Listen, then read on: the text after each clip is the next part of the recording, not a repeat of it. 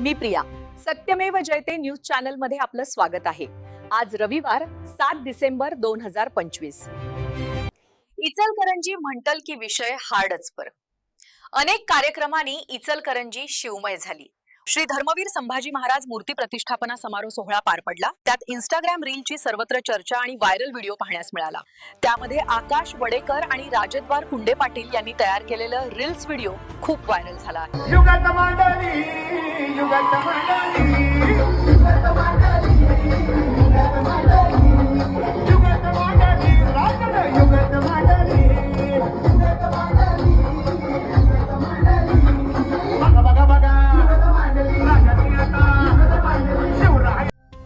या सोहळ्याचा साक्षीदार होण्याचा मान संपूर्ण इचलकरंजीतील नागरिकांना मिळाला.